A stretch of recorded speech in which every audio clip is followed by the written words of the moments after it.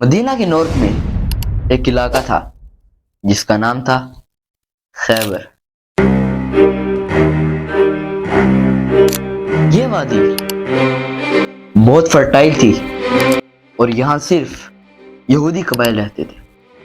इन यहूदियों के पास बहुत मजबूत किले थे। ये यहूदी हर वक्त मुसलमानों के खिलाफ साजिशें करते थे और अब वक्त था कि इन साजिशों को ख़त्म किया जाए। खंदक की लड़ाई भी इन यहूदियों की वजह से हुई थी और इन्होंने उस लड़ाई में बहुत बड़ा रोल अदा किया था। सुलह हुदैबिया से पहले यहूदियों पर हमला करना मुश्किल था, क्योंकि अगर मुसलमान यहूदियों पर हमला करते तो मक्का वाले उन पर हमला कर देते। 10 साल तक मक्का वालों से कोई लड़ाई नहीं होनी थी और अब ये बेस्ट मौका था यहूदियों से जान छुड़ाने का। खैबर अपने किलों और जरखेज ज़मीनों की वजह से पूरे अरब में मशहूर था। खैबर के बागात का फल और फसलों को एक्सपोर्ट करके जितना ही पैसा बनता था, यहूदी इन पैसों को अपने किलों में महफूज करते थे। मुसलमानों ने यहूदियों से जान छुड़ाने के लिए सीक्रेटली हमले की तैयारी शुरू कर दी थी, लेकिन मदीना के मुनाफिकों ने पहले ही यहूदियों को इस फौज के बारे में बता दिया था कि भाई सिर्फ 1500 की फौज आ रही है, तुम लोग तो वैसे ही बहुत ज्यादा हो, आराम से हरा दोगे इनको। यहूदियों ने भी इस बात को बहुत लाइटली लिया और अगले दिन आम रूटीन की तरह जब वो अपने फसलों में काम करने के लिए गए तो उन्होंने देखा कि मुसलमानों की फौज उनकी तरफ आ रही है। वो ये देखकर बहुत हैरान रह गए और कहने लगे कि मोहम्मद आ रहा है, मोहम्मद आ रहा है, और वापस अपने किलों में चले गए। खैबर मदीना से 150 किलोमीटर की दूरी पर था और आज के ज़माने में ये गाड़ी पर जाएं तो तकरीबन 2-2.5 घंटे के अंदर पहुंचेंगे। खैबर के टोटल 8 किले थे, जिनमें से 5 बड़े किले थे और 3 नॉर्मल किले थे। मुसलमानों ने खैबर के पहले किले पर हमला किया जिसका नाम था नाइम। कई दिनों तक वो उस पर हमला करते रहे, लेकिन कोई फायदा नहीं हुआ। फिर नबी करीम सल्लल्लाहु अलैहि वसल्लम ने फरमाया कि कल मैं उस आदमी के हाथ में झंडा दूंगा जो अल्लाह और उसके रसूल से मोहब्बत करता है और अल्लाह और उसका रसूल उससे मोहब्बत करता है। झंडा देना यानी लीडर बनाना। सारे सहाबा इस उम्मीद में थे कि काश ये झंडा उन्हें मिले। हज़रत उमर रज़ियल्लाहु अन्हु ने फरमाया कि मैंने कभी भी लीडरशिप की ख्वाहिश नहीं की सिवाय खैबर के उस दिन के। अगले दिन नबी करीम सल्लल्लाहु अलैहि वसल्लम ने सारे बड़ी उम्र के सहाबा को छोड़कर एक 29 ईयर्स ओल्ड साहबी को, जिसका नाम था अली इब्न अबी तालिब, ये झंडा उनके हाथ में पकड़ाया और उन्होंने खुशी से वो झंडा पकड़कर कहा कि मैं अपनी आखिरी सांसों तक लड़ूंगा। तो नबी करीम सल्लल्लाहु अलैहि वसल्लम ने कहा कि नहीं, पहले तुम उन सबको इस्लाम की दावत दोगे, क्योंकि अगर कोई एक भी शख्स तुम्हारी वजह से इस्लाम कबूल कर लेता है तो वो इन तमाम ऊंटों से बेहतर होगा। तो अली रज़ियल्लाहु अन्हु सिपाही लेकर गए और खैबर के पहले किले पर हमला किया, जिसका कमांडर था मरहब। ये मरहब पूरे अरब में अपनी ताकत की वजह से मशहूर था, मतलब इससे लड़ने को सोच भी नहीं सकता था। इसने आगे आकर मुसलमानों को चैलेंज किया तो अली रज़ियल्लाहु अन्हु ने आगे आए और उसको बहुत ही आसानी से। उस दिन के बाद हज़रत अली रज़ियल्लाहु अन्हु पूरे अरब में एक ग्रेट वॉरियर के तौर पर मशहूर हो गए। इसी के साथ जंग शुरू हुई और यहूदी बहुत जोरों शोर से लड़े, क्योंकि वो भी अहले किताब हैं, उनके लिए जन्नत दोज़ख वाला कॉन्सेप्ट तो है। और ये जंग काफी देर तक चली, लेकिन आखिरकार यहूदी इस किले को छोड़कर चले गए और इस तरह खैबर का पहला किला फतह हो गया। अगला किला जो मुसलमानों ने फतह करना था उसका नाम था साब बिन मास।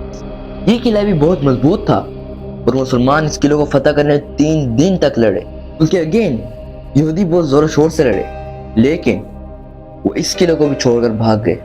इस किले से मुसलमानों को बहुत सारा खाना और वेपन्स मिले।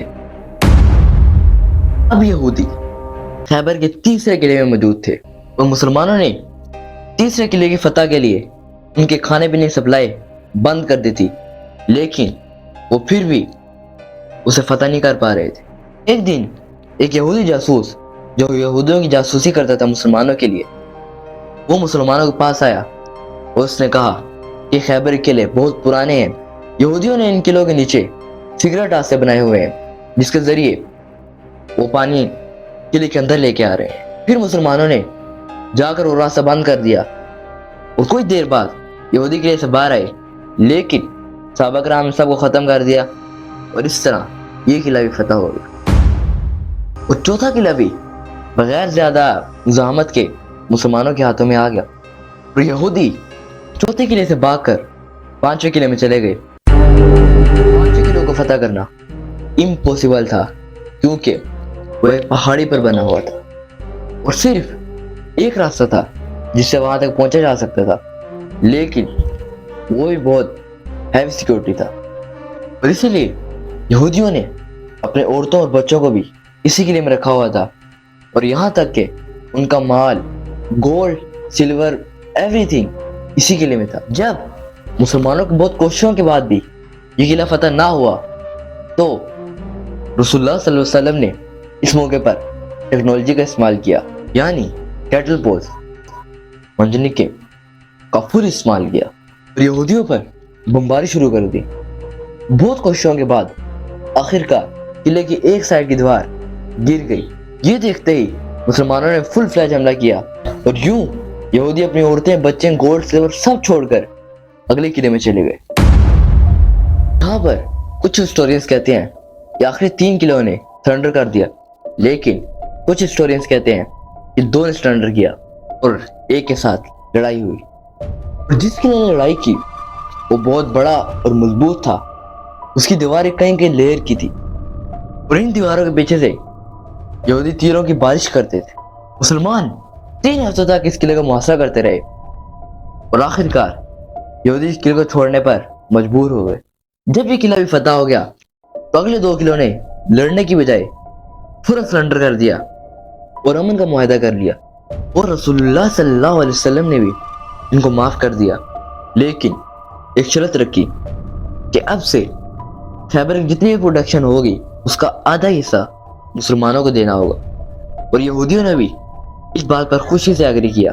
خیبر سے مسلمانوں کو اتنا گولڈ اور پیسہ ملا کہ آج کے زمانے میں یہ ایسا تھا کہ پاکستان سے اچانک تیل دریافت ہو جائے اور جو مسلمان مکہ سے ہجرت کر کر مدینہ آئے تھے ان سب نے بھی اپنا اپنا قرضہ اتار دیا۔ اس پوری جنگ میں صرف 15 مسلمان شہید ہوئے، لیکن 93 یہودی مارے گئے۔ یہ فتح صرف ایک ملٹری جیت نہیں تھی بلکہ ایک ٹرننگ پوائنٹ تھی، کیونکہ اس سے مسلمانوں کی ریاست قومی طور پر اسٹرانگ ہو گئی تھی۔ مسلمانوں کو ایک غریب کمیونٹی سے ایک پاورفل اور ریچ کمیونٹی بنا دیا تھا۔ سوال یہاں پر یہ تھا کہ عرب میں اتنے یہودی آئے کیسے اور یہ مدینہ کے ارد گرد کیوں رہتے تھے؟ سبسکرائب